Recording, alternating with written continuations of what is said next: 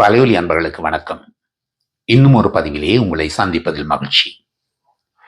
இலங்கையில் நடைபெற்று முடிந்த தேர்தலின் போது கொடுக்கப்பட்ட வாக்குறுதிகள் இன்னமும் நிறைவேற்றப்படவில்லை என்று கோபாவேசம் கொண்டிருக்கும் வலைத்தள ஊடக போராளிகள் பலர் பரபரப்பாக குற்றச்சாட்டு செய்வது பற்றிய எனது எண்ணங்களையும் கருத்துகளையும் உங்களுடன் பகிர்ந்து கொள்ளலாம் என்று எண்ணுகின்றேன். தேர்தல் காலங்களிலே பலவிதமான வாக்குறுதிகள் தரப்படுவதுண்டு. அந்த வாக்குறுதிகளை நிறைவேற்றுவதற்கு குறைந்தபட்சம் 5 வருடங்களாவது தேவைப்படும். ஆனால் பல வாக்குறுதிகள் நிறைவேற்றப்படவில்லை என்று நாங்கள் அறிந்திருக்கின்றோம். இலங்கையில் தேர்தல் முடிந்து 1 மாதமே ஆகாத இந்த நிலையிலே இப்படியான பல குற்றச்சாட்டுகளை சில வேலையற்ற வீணர்கள், தற்குறிகள் சுமத்தி வருவது சிரிப்புக்கு இடமாக இருந்த பொழுதும் அந்த மண்ணிலே தொடர்ந்தும் அழிவுகளை கொண்டு வரக்கூடிய இன வெறி கலவரங்களை மூட்டி விடுவதற்கான ஒரு பாதையாக இருக்குமோ என்று எண்ண தோன்றுகின்றது. முதல் பதிவில் கூட நான் அவசரகால நிலை பற்றிய எனது கருத்தை சொல்லி இருந்தேன். அந்த மண்ணிலே அமைதியும் சமாதானமுமாக குறைந்தபட்சம் 5 வருடங்களாவது இப்படியான இனவெறியாட்டக்காரர்களால் கலவரங்கள் வராத வகையில் ஒரு நிலை உருவாகி முடியும் வரையிலே அவசரகால சட்டம் நீக்கப்படாவிட்டாலும் ஏற்றுக்கொள்ளலாம் என்று சொல்லியிருந்தேன். அடுத்த குற்றச்சாட்டு, அவர்கள் கொடுத்த வாக்குறுதிகள், பார் பெர்மிட்டுகள் யார் யார் எடுத்தார்கள் என்ற தகவல்களை அவர்கள் இன்னும் கொடுக்கவில்லையா? இவர்கள் யார்? இந்த கேள்வியை கேட்பவர்கள் வேலையற்ற வீணர்கள்.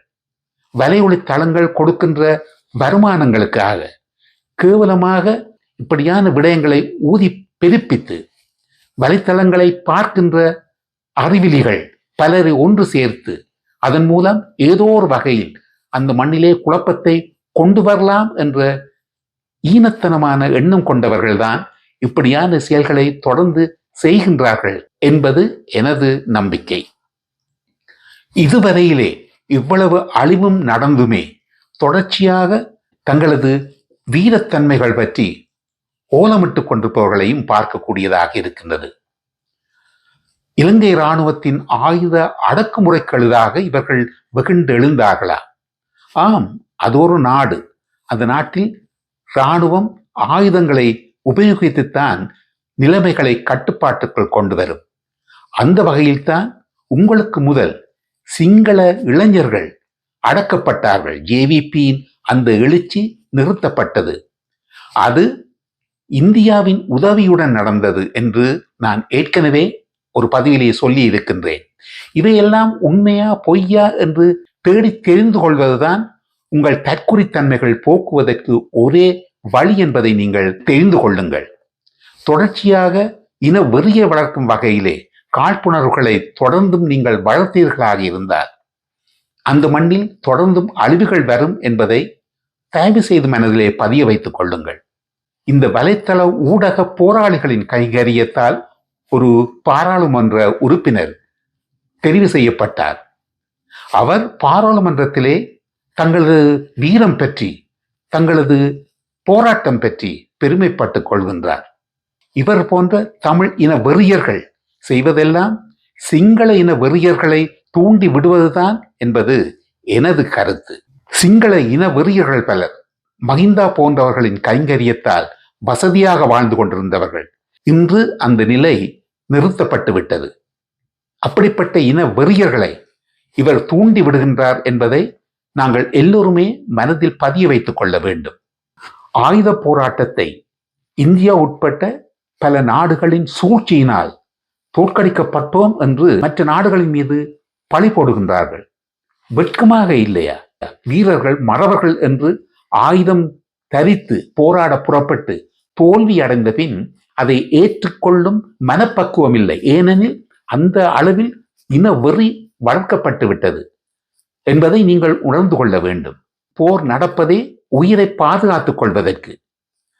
நீங்கள் தற்குறிகளாக இருப்பதற்கு காரணமே சாதாரணமாக இளம் வயதிலே கற்பித்து தரப்படும் பாடங்களை படிக்காமல் விட்டதுதான் என்பதும் எனது கருத்து. அசுவத்தாமா இறந்தது மெய்யே யானை. பாரத போரிலே போர்க்களத்திலே நடந்த ஒரு போரின் போது பாவிக்கப்பட்ட அந்த சொற்றொடர். அது பற்றி உங்களுக்கு தெரியாமல் இருக்கலாம். ஏனெனில் நீங்கள் எல்லாம் தற்குறிகள். இயற்கையாக அறிந்து கொள்ள வேண்டும் என்ற எண்ணம் உங்களிடம் இல்லாமல் இருந்தும் பாடசாலையில் கற்பித்தது பற்றியே உங்களுக்கு அறிவில்லை என்பதுதான் கவலைக்குரிய விடயம்.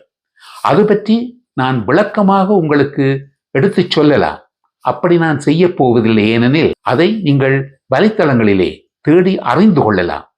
பாரத போரில் சொல்லப்பட்ட கதாபாத்திரங்களை கடவுள்களின் அங்கமாக சொல்வார்கள். மனிதர்களாக பிறந்து வந்த கடவுளர்களே அப்படியான வகையிலே போரிடுகின்றார்கள் என்றால் நாங்கள் அறிந்து கொள்ள வேண்டியது, சாதாரண போரில் கூட அப்படியான சூழ்ச்சிகள் நடக்கத்தான் செய்யும். ஏனெனில் உயிரை பாதுகாத்துக் கொள்வதற்கு அதுவும் ஒரு தந்திரம். அப்படியான தந்திரம் தெரிந்து கொள்ளாமல் போனதுதான் தமிழர்கள் இவ்வளவு அழிவுக்கு காரணம் என்பதையும் நீங்கள் உணர்ந்து கொள்ள வேண்டும். அரசியல் ஞான சூன்யர்களான தமிழ் அரசியல்வாதிகள் பேராசை ஒன்றே நோக்கமாக தமிழர்களின் மூளைகளை சலவை செய்து முட்டாள்களாக்கி அடிமைப்படுத்தி இன வெறியையும் சிங்களவர்கள் மீது காழ்ப்புணர்வுகளையும் வளர்த்து விட்டதுதான் அந்த நாட்டில் அழிவுக்கு காரணம் என்பதை தயவு செய்து பதிய வைத்துக் கொள்ளுங்கள். இப்படிப்பட்ட தற்குறிகளின் போக்கினால் அழிவுகள் மேலும் வராமல் இருப்பதற்கு வலைத்தளங்கள் கொடுக்கின்ற அந்த ஊதியங்களை நிறுத்த வேண்டும் என்பதுதான் எனது வேண்டுகோள். வலைத்தளங்களின் உதவியினால் தெரிவு செய்யப்பட்ட பாராளுமன்ற உறுப்பினர் தமிழ் வெறியை தூண்டிவிடும் வகையிலே பேசியிருக்கின்றார். அதை பற்றி பலர் பெருமைப்பட்டுக் கொள்கின்றார்கள். இன்று வருமானம் இழந்திருக்கும் சிங்கள காடையர்கள் இன வெறியை காரணமாக வைத்து தொடர்ச்சியாக அந்த மண்ணிலே அழிவுகளை கொண்டு வருவதற்கு கன நாட்கள் எடுக்காது என்பதையும் நாங்கள் அறிந்து கொள்ள வேண்டும். எங்களுக்குள் மாற்றங்கள் வர வேண்டும். எங்களுக்குள் தேடல்கள் இருக்க வேண்டும். அந்த தேடல்கள் மூலம் அறிவை வளர்த்து கொள்வதால் எங்கள் உள்ளங்கள் அமைதி அடைகின்றன. மற்றவர்களின் உயிர்களுக்கு அழிவுகளை தேடித்தராத வகையிலே எங்கள் வாழ்க்கையை நாங்கள் அமைத்துக் கொள்ளக்கூடியதாகவும் இருக்கும். அது மாத்திரமல்ல, மனம் அமைதி பெற்று மகிழ்ச்சியாக இருக்கும் என்பதையும் தயவு செய்து அறிந்து கொள்ளுங்கள். அப்படி வாழ்வது ஒன்று மட்டும்தான் இந்த மண்ணிலே மனிதர்கள் அமைதியாகவும் சமாதானமாகவும் வாழ்வதற்கு வழி கிடைக்கும்.